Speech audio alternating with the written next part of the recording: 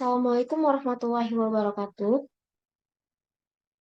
Waalaikumsalam warahmatullahi wabarakatuh. Puji syukur marilah sama-sama kita ucapkan kepada Allah Subhanahu wa Ta'ala atas rahmatnya kita semua dapat menghadiri Zoom pada hari ini. Baiklah, untuk mempersingkat waktu, kita langsung ke penyampaian materi, yaitu tentang hubungan filsafat dengan filsafat pendidikan, agama, ilmu, dan kebudayaan.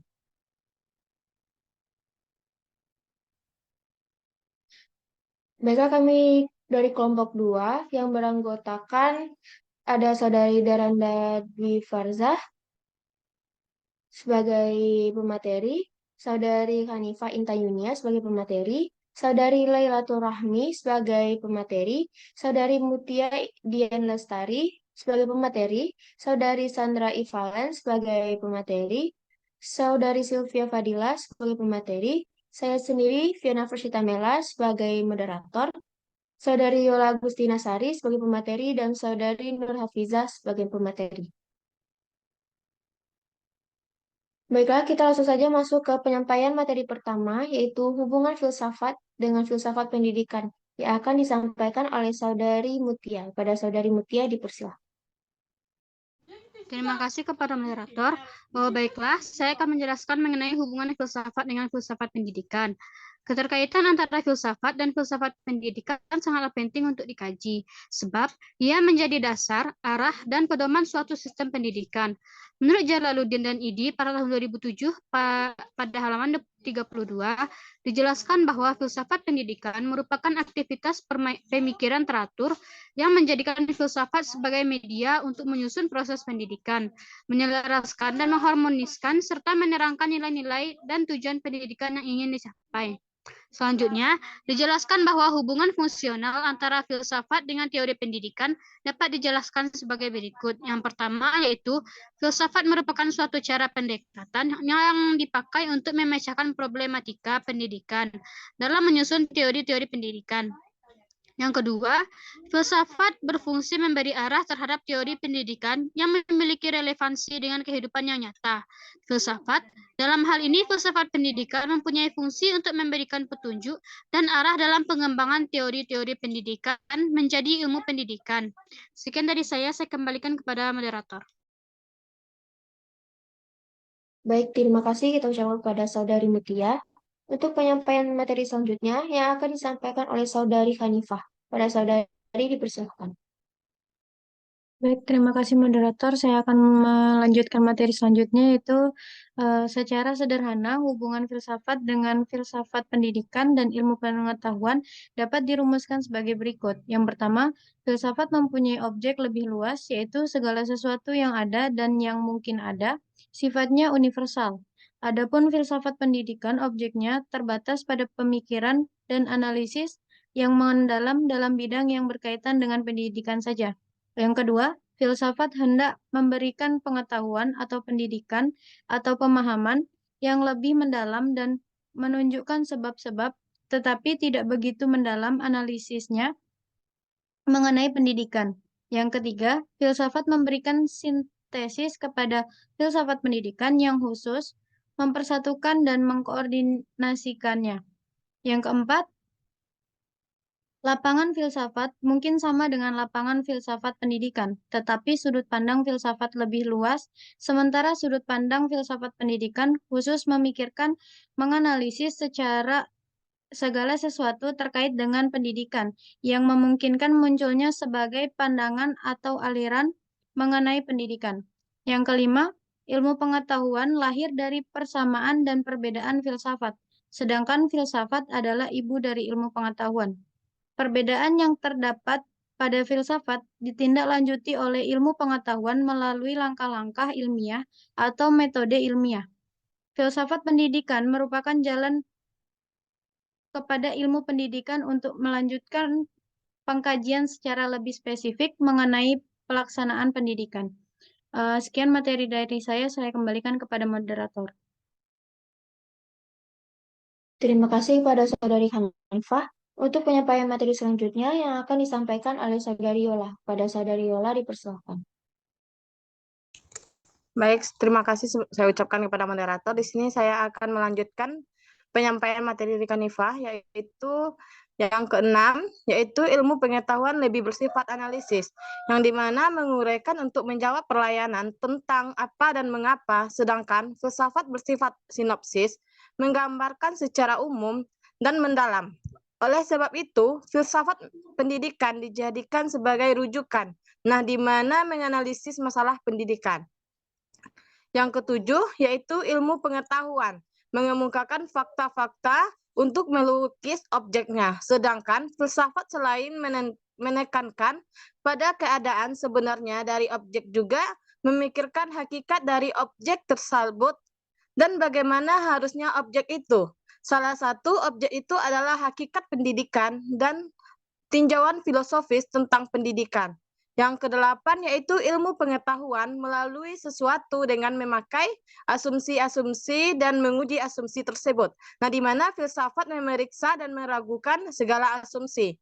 Yang kesembilan yaitu ilmu pengetahuan diwarnai oleh penggunaan metode berpikir ilmiah seperti melalui eksperimen yang terkontrol cara kerjanya.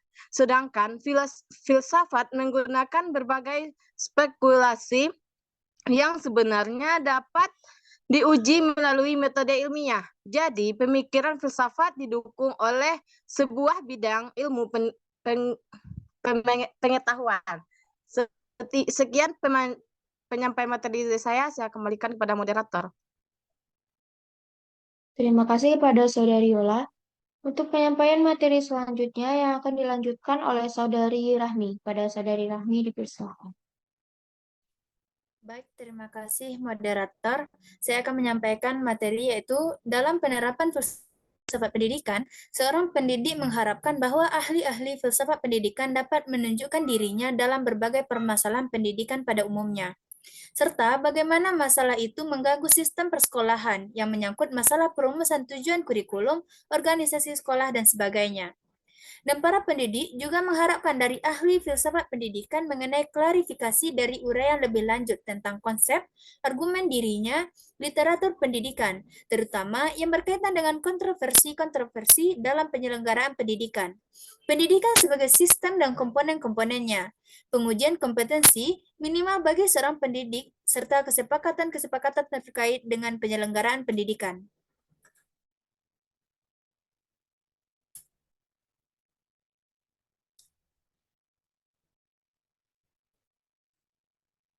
Baik, selanjutnya yaitu tentang hubungan filsafat dengan agama.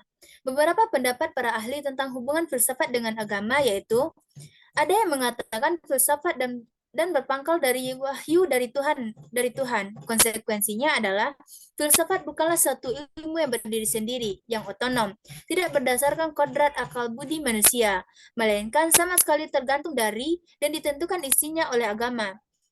Eksistensi filsafat menjadi filsafat agama dibagi menjadi dua macam, yaitu filsafat agama yang pada umumnya adalah hasil pemikiran dasar-dasar agama yang bersifat analitis, rasional, dan kritis, tetapi bebas dari ajaran-ajaran agama. Serta filsafat suatu agama atau teologi membahas dasar-dasar yang terdalam tentang suatu agama tertentu. Misal, teologi Islam, pembahasannya tidak mempermasalahkan kebenaran agamanya karena sepenuhnya diterima sebagai kebenaran. Sekian yang dapat saya sampaikan, saya kembalikan kepada moderator. Baik, terima kasih atas penyampaiannya Saudari Rahmi. Untuk penyampaian selanjutnya yang akan disampaikan oleh Saudari Sandra, pada Saudari Sandra dipersilakan. Baiklah, terima kasih kepada moderator atas kesempatan yang diberikan. Saya akan melanjutkan pembacaan materi mengenai pendapat para ahli tentang hubungan filsafat dengan agama. Yang kedua yaitu, ada yang mengatakan yang ada pada kita, yaitu hanya akal budi manusia saja, sedangkan agama dan kepercayaan mereka dianggap kolot. Untuk pendapat ini, ada aliran filsafat rasionalisme dengan tokoh-tokohnya, René Descartes yang terkenal dengan ucapannya Cogito ergo sum, dependens Josues, saif ixto, yang artinya, saya berpikir karena itu saya ada. Yang kemudian, Benedictus C. Spinoza, hanya ada satu substansi yang meliputi segala sesuatu yang dinamakannya duesive substansi atau Luisiv Natura yang memiliki dua macam bentuk. Yang satu memiliki tanda kekuasaan, yang lain memiliki tanda kesadaran. Yang ketiga, Gottfried Wilhelm Leibniz terkenal dengan ajarannya monade, bahwa yang merupakan kekuatan adalah gaya atau kekuatan.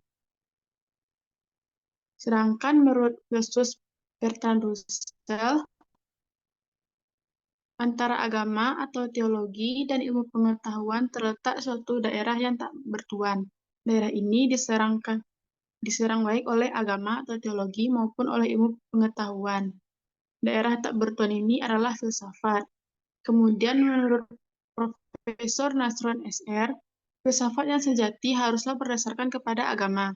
Apabila filsafat tidak berdasarkan pada agama dan hanya berdasarkan pada akal pikiran saja, maka filsafat tersebut tidak akan memuat kebenaran objektif karena yang memberikan pandangan dan putusan adalah akal pikiran, sedangkan kesanggupan akal pikiran itu terbatas, sehingga filsafat tidak akan sanggup memberikan kepuasan bagi manusia, terutama dalam tingkat pemahamannya terhadap yang gaib. Sekian materi yang dapat saya sampaikan, saya kembalikan kepada moderator. Terima kasih pada Saudari Sandra atas penyampaiannya. Untuk penyampaian selanjutnya tentang hubungan filsafat dengan kebudayaan yang akan disampaikan oleh Saudari Hafizah. Pada Saudari Hafizah dipersilakan. Baik, terima kasih atas kesempatannya, moderator. Saya akan melanjutkan yaitu hubungan filsafat dengan kebudayaan. Pendidikan tidak hanya proses mengoper budayaan, sebab hubungan pendidikan dengan kebudayaan adalah juga hubungan nilai demokrasi. Maka prinsip kebebasan, self-respect, individualisme, self-realisasi akan selalu diutamakan. Fungsi pendidikan sebagai mengoper kebudayaan mempunyai tujuan yang lebih utama, yaitu untuk membina kepribadian manusia agar lebih kreatif dan produktif, yakni mampu menciptakan kebudayaan. Pendidikan dalam budaya nasional, budaya, dan peranata sosial dalam menunjang proses pengembangan dan pembangunan nasional, serta melestarikan nilai-nilai seluruh budaya bangsa. Merencanakan kegairahan masyarakat untuk menumbuhkan kreativitas ke arah pembaruan dalam usaha pendidikan yang tanpa kepribadian bangsa. Sekian materi dari saya kembalikan kepada.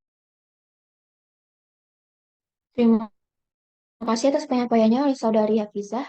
Untuk penyampaian materi selanjutnya yang akan disampaikan oleh Saudari Dila. Pada Saudari Dila dipersilahkan. Baik, terima kasih kepada moderator. Saya akan melanjutkan materi tentang pengertian kebudayaan dari beberapa ahli. Yang pertama yaitu menurut Taylor, budaya adalah suatu keseluruhan kompleks yang meliputi pengetahuan, kepercayaan, kesenian, moral, keilmuan, hukum, adat istiadat, dan kemampuan yang lain, serta kebiasaan yang didapat oleh manusia sebagai anggota masyarakat. Yang kedua, menurut Linton, kebudayaan dapat dipandang sebagai konfigurasi tingkah laku yang dipelajari dan hasil tingkah laku yang dipelajari, di mana unsur pembentuknya didukung dan diteruskan oleh anggota masyarakat lainnya. Yang ketiga, menurut Konja Laningrat, yang mengartikan bahwa kebudayaan adalah keseluruhan sistem gagasan milik dari manusia dengan belajar. Yang terakhir yaitu yang menurut Herkovits, kebudayaan adalah bagian dari lingkungan hidup yang diciptakan oleh manusia.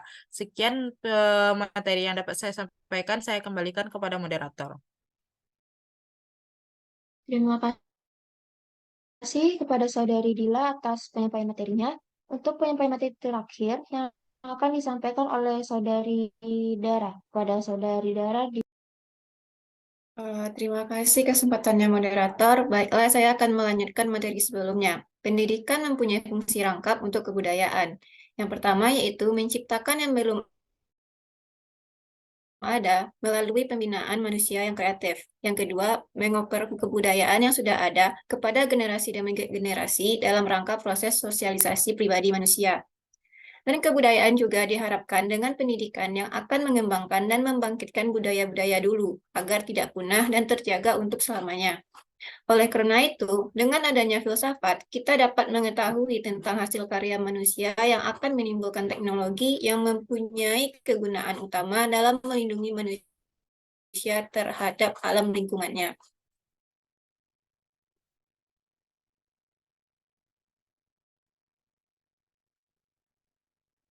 Sehingga kebudayaan memiliki peran yang pertama yaitu suatu hubungan pedoman antar manusia atau kelompoknya. Yang kedua, wadah untuk menyalurkan perasaan dan kemampuan lain. Yang ketiga, sebagai pembimbing kehidupan dan penghidupan manusia. Yang keempat, pembeda manusia dengan binatang. Yang kelima yaitu petunjuk-petunjuk tentang bagaimana harus bertindak dan berperilaku dalam pergaulan. Dan yang keenam, pengaturan agar manusia dapat mengerti bagaimana seharusnya bertindak, berbuat, menentukan sikapnya, hingga berhubungan dengan orang lain sebagai modal dasar pembangunan. Baik, sekian penyampaian materi dari saya. Terima kasih. Saya kembalikan kepada moderator. Baik, terima kasih kita ucapkan kepada Saudari Dara atas penyampaian materinya. Cukup sekian penyampaian materi oleh kelompok kami. Kurang lebih kami mohon maaf. Kami tutup dengan Assalamualaikum warahmatullahi wabarakatuh. Waalaikumsalam. Waalaikumsalam warahmatullahi wabarakatuh.